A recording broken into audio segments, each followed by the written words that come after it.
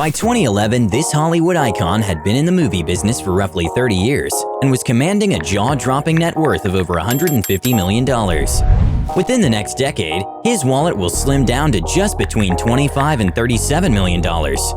Yes, that's 1/6 of his previous fortune, for those of you who are counting. I couldn't think of a more horrible job if I wanted to. You know how it is.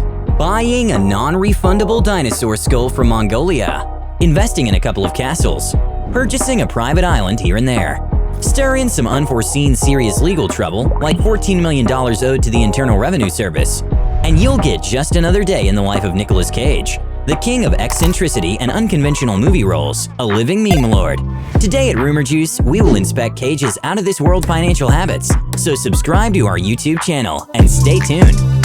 Oh, the many faces of Nicolas Cage. Imagine spending New Year's Eve at your favorite tiny village pub in Somerset, England. In walks Nicolas Cage and very casually buys everyone a round of drinks. It's a true story. Yeah. The locals said the actor was pretty friendly. Truth be told, Cage isn't a stranger to Somerset.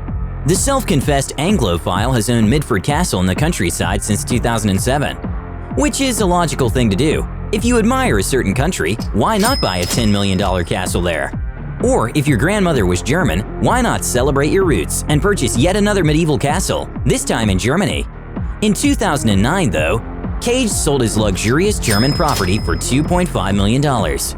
In all, Cage is rumored to have owned 15 residences, including the two mentioned castles, a $25 million waterfront home in California, a $15.7 million countryside estate in Rhode Island, an $8.5 million abode in Las Vegas.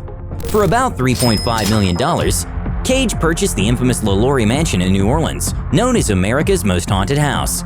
Another $3 million got him an island in the Bahamas.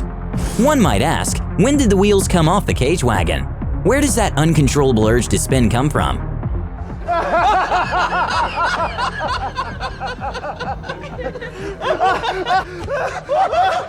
Well, Nicolas Cage's upbringing was pretty modest. His father taught at the California State University, Long Beach, and wrote books. Every school morning, Cage would hop on a bus and watch other schoolfellows drive past him in Maseratis and Ferraris. Oh, here's a teeny tiny detail.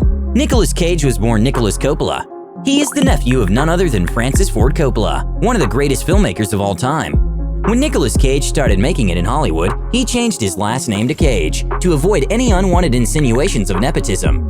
But back to his school-aged Nick, who often felt bummed by his middle-class lifestyle. I felt that because of my name being Coppola, there was a misunderstanding as to what I did and didn't have, Cage says, and he wanted to be more impressive when it came to dating. But I didn't know how to do that by taking a young lady out on the bus while the other guys were taking her out in Ferraris. On summer breaks, Nicolas would visit his famous uncle, whom he describes as very generous. The boy decided to become just like his uncle, owner of lavish mansions. Cage's other role model when growing up was the legendary actor James Dean. He inspired the young boy to try his hand at acting. So when he was 15, Cage decided to convince his uncle Francis to let him do a screen test. "I'll show you acting," he told Coppola, who by that time had already worked with Marlon Brando, Al Pacino, Gene Hackman, and Robert De Niro. That must have been one awkward uncle-nephew conversation. Nevertheless, Cage did appear in two of his uncle's movies, Rumblefish and Peggy Sue Got Married. I was trying to make a big noise like punk rock and say, look at me, I'm here, you know, and I want you to remember me. Here's a great story from the time when Cage was still rising through Hollywood ranks. He rented an apartment to and befriended an aspiring musician named Johnny Depp, who at the time was selling pens to get by. Needless to say, Depp was absolutely broke. One day, the two friends were playing Monopoly, and Cage's tenant was winning. I was watching him and I said, "Why don't you just try acting?" Depp said he preferred to pursue a career in music, but Cage arranged a meeting with an agent. Thanks to this, Nick Cage's friend won his first ever part in a movie called A Nightmare on Elm Street. And thus, Johnny Depp started his long and generally successful Hollywood journey. Thanks to a stream of successful movies he appeared in early in his career, Cage quickly became a notable figure in Hollywood. And the Oscar is awarded to Nicolas Cage.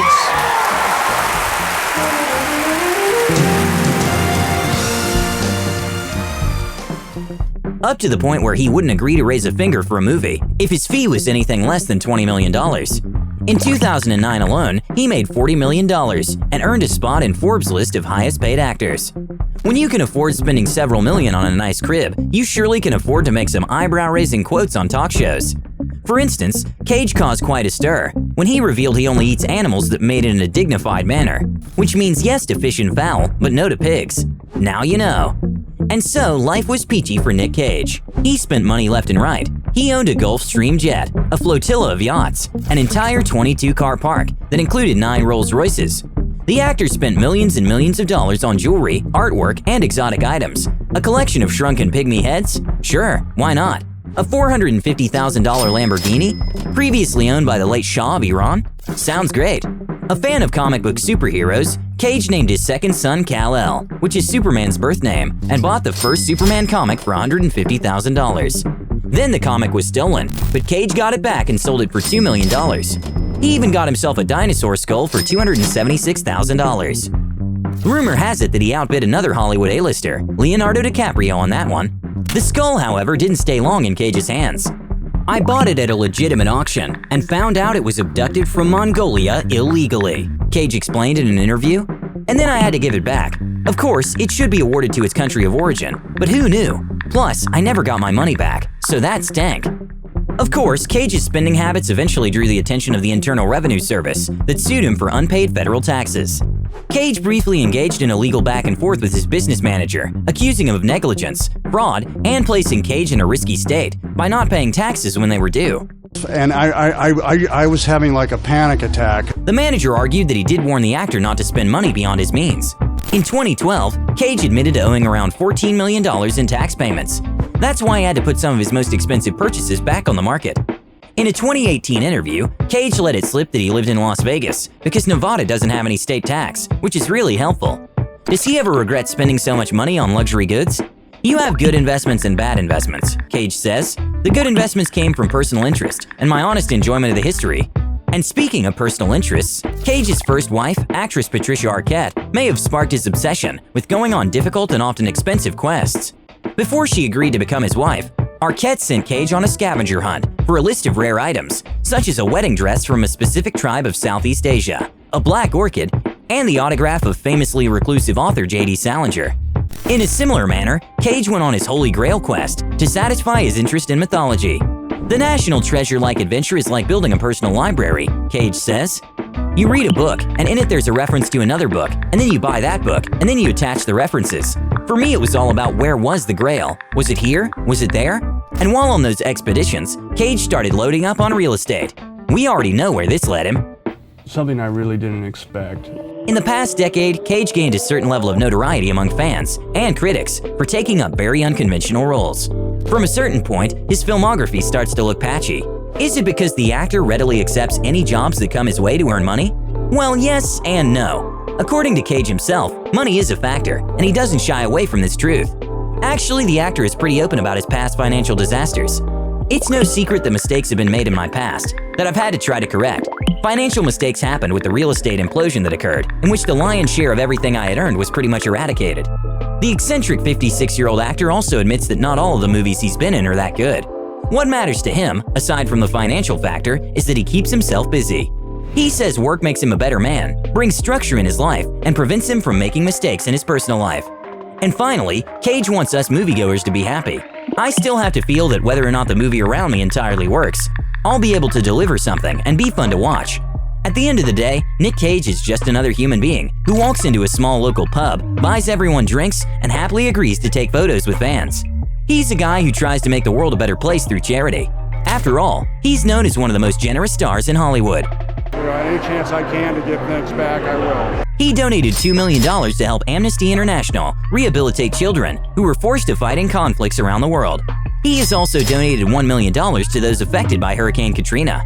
You earn $1 million, you lose $1 million. That's life. And I like that. Do you have your favorite Nicolas Cage movie or story? Do share in the comments section below. As always, we are very eager to see your opinion in the comments section below. And do tell us which topic we should cover next. Behind-the-scenes dramas of your favorite shows? Why did this seemingly perfect couple break up? How come this Hollywood hottie is still alone? Who holds the title of the most fan-friendly celebrity? Make your voice heard, and we at Rumor Juice will make sure you're never bored. Subscribe to our channel, and don't forget to tell your friends how cool we are.